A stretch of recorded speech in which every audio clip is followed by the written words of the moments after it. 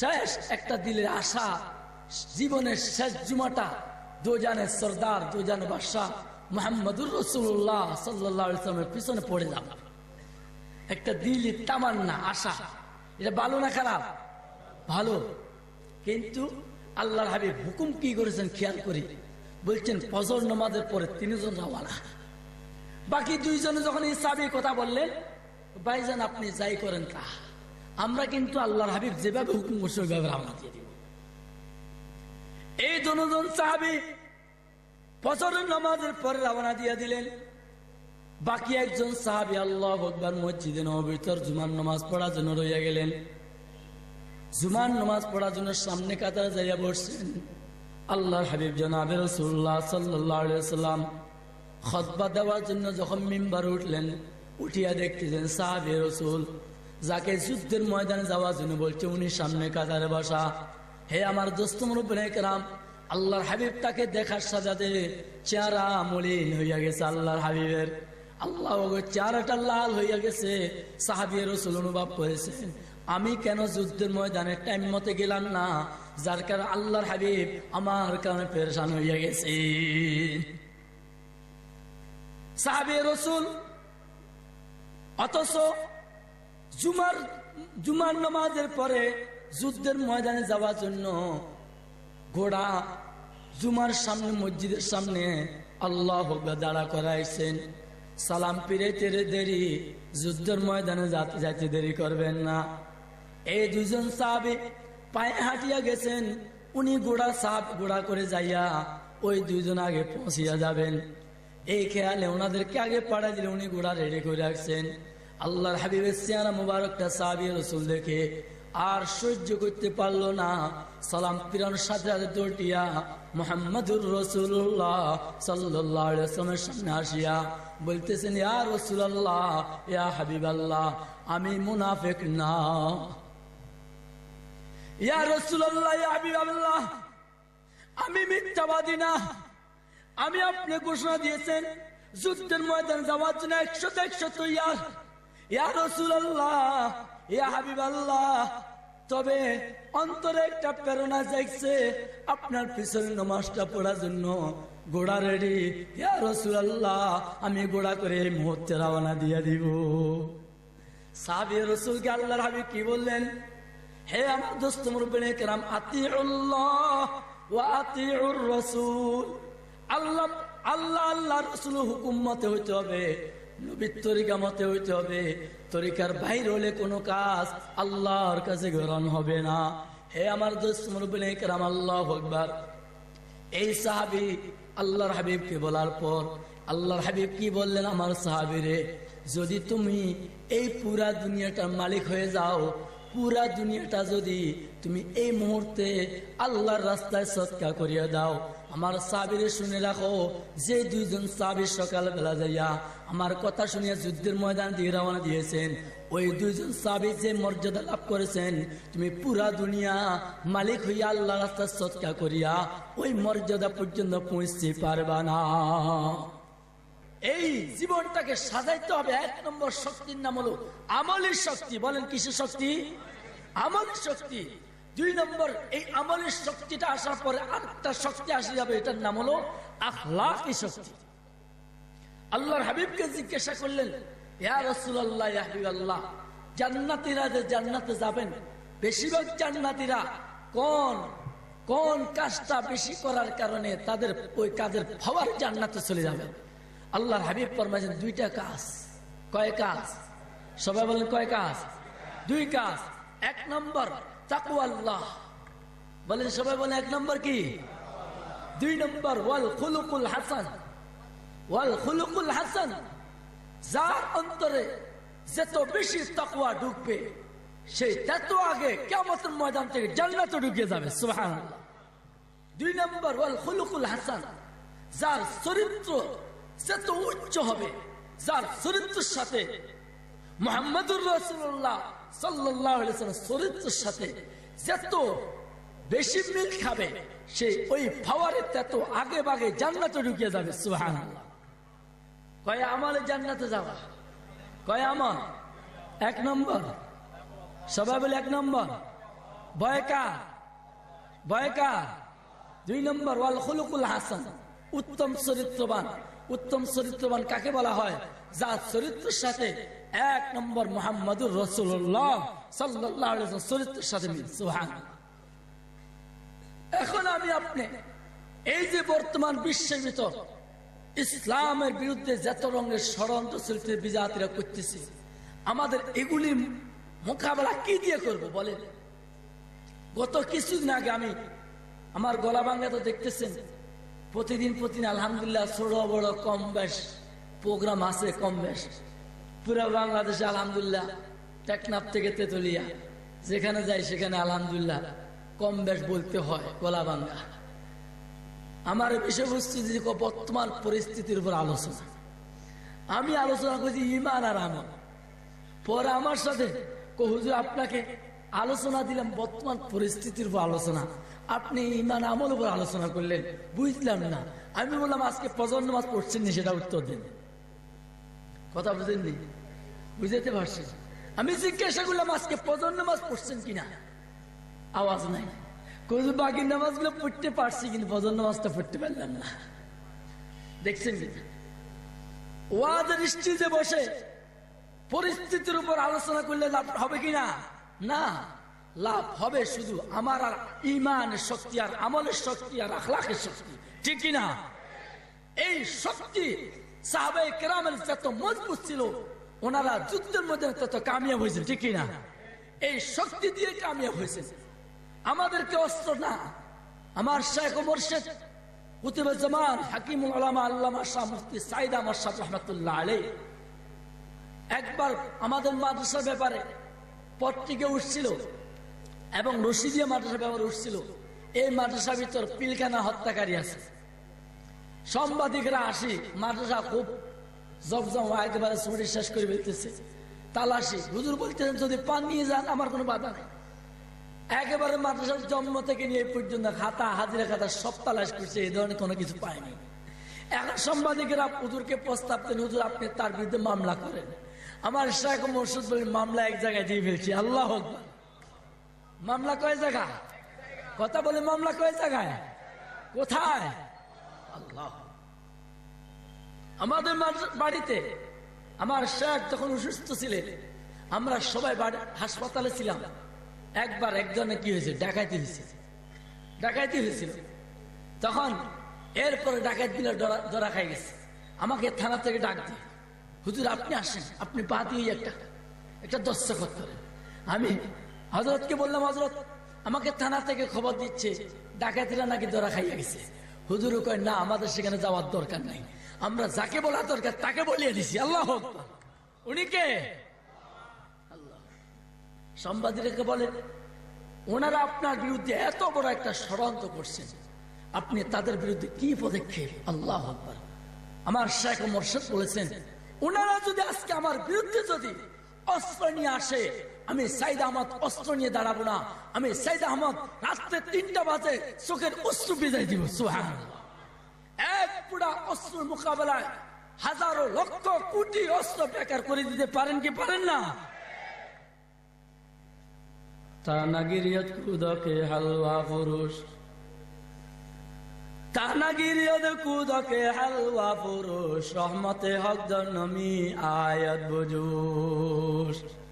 হে দোস্ত মুরব্বিনে কেরাম, ইমানি শক্তি জোয়াল করে সাহাবায়ে কেরাম ইমানি শক্তি নিয়ে সামনে বাড়াইছেন। যুদ্ধের ছোট্ট করে একটা ঘটনা বলি। আমি গত স্লাইডে আগে স্লাইডে বলেছিলাম, আল্লাহু আকবার। মওতা যুদ্ধের ভিতর আল্লাহ হাবিব জনাব রাসূলুল্লাহ সাল্লাল্লাহু আলাইহি ওয়াসাল্লাম আগে মুসলমানদের কাফেলা পালাই দিলেন। এরপরে মুসলমানদের সিফা সালাহ 3 জন মদিনা থেকে নিযুক্ত করেছেন। 1 2 3 3 জন সিফা সালাহ সাহাবী নিযুক্ত করিয়া আল্লাহর হাবিবের জবান মুবারক দিয়ে বলতেছেন, তুমি যদি শাহাদাত বরণ করো ইসলামের জান্ডা ওনার হাতে যাবে। উনি যদি শাহাদাত বরণ করে ইসলামের জান্ডা ওনার হাতে যাবে। এই তিনজন শাহাদত বরণ করে ফেললে মুসলমানরা সেখানে মশওয়ারা করে চতুর্থ আরেকজন ইসলামের কমান্ডার নিয়োগ দিবেন। ওই চতুর্থ জনের হাতে ইসলামের মহতাজ যুদ্ধের ভিতর বিজয় হবে। কত নম্বর হাতে? 4 নম্বর হাতে। আল্লাহর হাবিব জনাবে রাসূলুল্লাহ সাল্লাল্লাহু আলাইহি ওয়াসাল্লাম বলার পর এখানে আর কোন সন্দেহ আছে নাকি? সকালবেলা সূর্য ওঠার ভিতর সন্দেহ আছে?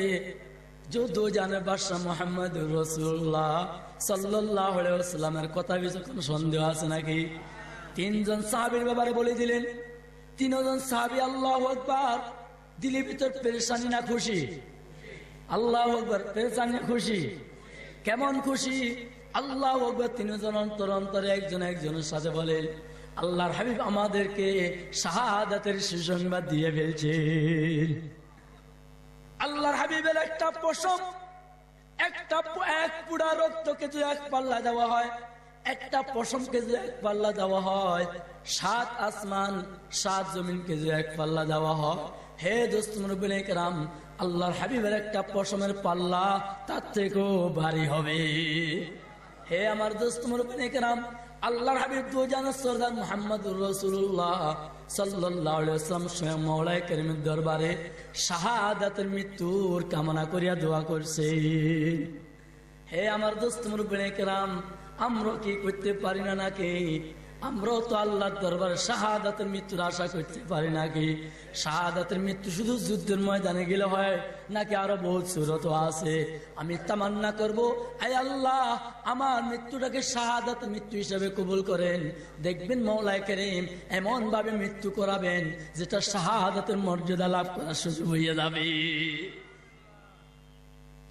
সাহাবী রাসূল তিনজনকে বললেন, আজকে বৃহস্পতিবার বিকালবেলা বলতেছেন ঘটনাটা, আগামীকাল জুমার নামাজ পড়ে তিনজন বের হয়ে যাবে যুদ্ধের ময়দানে যাওয়ার জন্য। আল্লাহু আকবার। তিনজন সাহাবী থেকে একজন সাহাবী বাকি দুইজনকে ডাকিয়া, আমি সংক্ষেপ বলতেছি, বাকি দুইজনকে ডাকিয়া বলতেন, ভাই যেহেতু আল্লাহর হাবিব সুসংবাদ দিয়েছেন মৃত্যুবরণ করার, শাহাদাতের মৃত্যুর সুসংবাদ দিয়েছে, তাহলে আমি শেষ একটা দিলের আশা, জীবনের শেষ জুমাটা দোজানের সরদার, দোজানের বাদশাহ মুহাম্মদুর রাসূলুল্লাহ সাল্লাল্লাহু আলাইহি ওয়াসাল্লামের পিছনে পড়ে যাব। একটা দিলের তামান্না, আশা। এটা ভালো না খারাপ? ভালো। কিন্তু আল্লাহর হাবিব হুকুম কি করেছেন খেয়াল করি, বলছেন ফজর নামাজের পরে তিনজন রওয়ানা। বাকি দুইজনে যখন এই সাহাবীর কথা বললেন, ভাইজান আপনি যাই করেন তা, আমরা কিন্তু আল্লাহর হাবিব যেভাবে হুকুম করছে ওইভাবে রওনা দিয়ে দিব। এই দুজন সাহাবী ফজরের নামাজের পরে রওনা দিয়ে দিলেন। বাকি একজন সাহাবী আল্লাহু আকবার মসজিদে নববীর ভিতর জুমার নামাজ পড়ার জন্য রইয়া গেলেন। জুমার নামাজ পড়ার জন্য সামনে কাতারে যাইয়া বসছেন।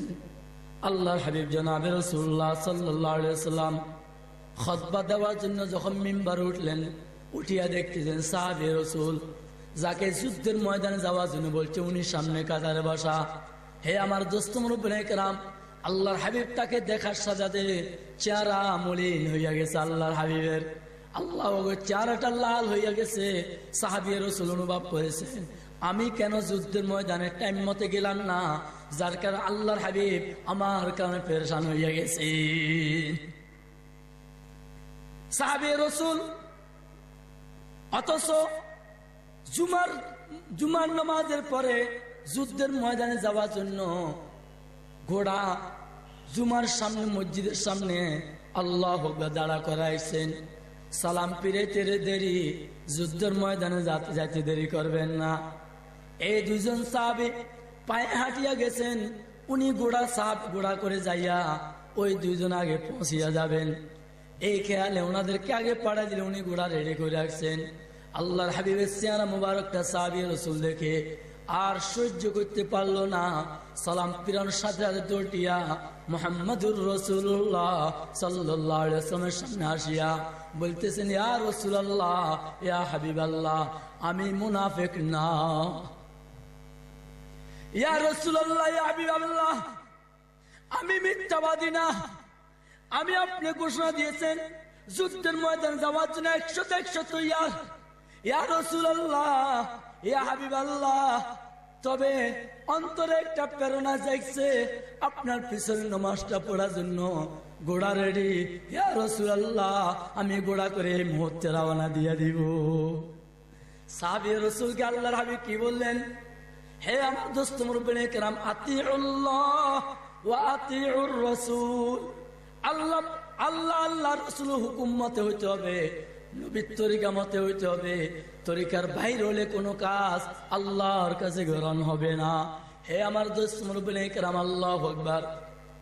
এই সাহাবী আল্লাহর হাবিবকে বলার পর আল্লাহর হাবিব কি বললেন? আমার সাহাবীরে, যদি তুমি এই পুরা দুনিয়াটার মালিক হয়ে যাও, পুরা দুনিয়াটা যদি তুমি এই মুহূর্তে আল্লাহর রাস্তায় সদকা করিয়া দাও, আমার সাহাবীরে শুনে রাখো, যে দুইজন সাহাবী সকালবেলা যাইয়া আমার কথা শুনিয়া যুদ্ধের ময়দান দিয়ে রওনা দিয়েছেন, ওই দুইজন সাহাবী যে মর্যাদা লাভ করেছেন, তুমি পুরা দুনিয়া মালিক হইয়া আল্লাহর রাস্তায় সদকা করিয়া ওই মর্যাদা পর্যন্ত পৌঁছতে পারবা না।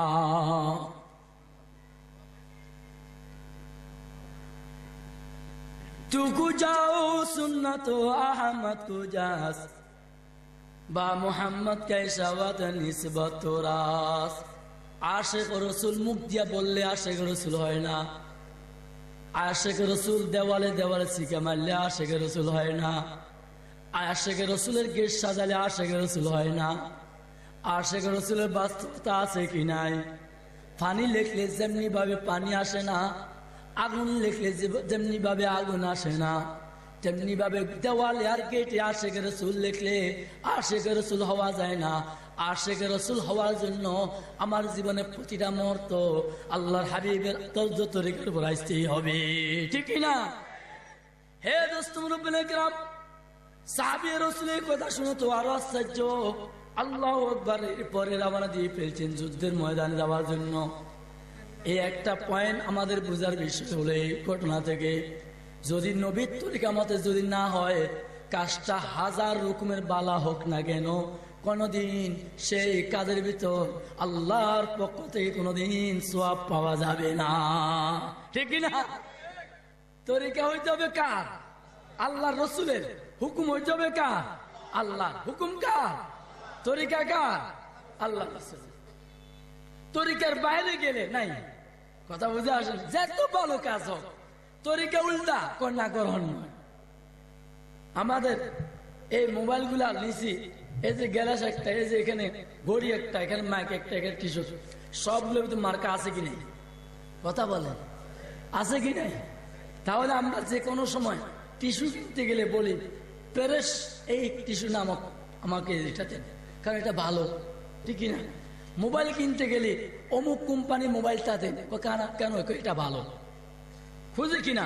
দোস্ত মুরব্বিনে কেরাম, কিয়ামতের ময়দানে প্রত্যেকটা ইমানদারের আমলগুলো আল্লাহ পাক রব্বুল ইজ্জত খুঁজিয়ে নেবেন। কেমনে করে? পিছনে একটা সিল দেখবেন, সিলের নাম হলো মেড ইন মদিনা। সুবহানাল্লাহ। সিলের নাম কি? Made in Medina. আমি দুনিয়াতে যতগুলো কাজ করছি, ওই কাজগুলোর পিছনে মদিনা ওয়ালার মোহর আছে কিনা, মদিনা ওয়ালার সিল আছে কিনা। যদি সেটা সিল থাকে, আল্লাহ বলবেন আমি গ্রহণ করলাম। আর যদি সিল না থাকে, সেটাই ভালো কাজ হোক না কেন, সেটা আমার আল্লাহ পাক নিক্ষেপ করিয়ে দিবে। বরং আল্লাহর হাবিবের সুপারিশ পাওয়া তো দূরের কথা, আমি সুপারিশ পাওয়া তো দূরের কথা, হাউজে কাজের পানিও তো পান করতে পারবো নাকি?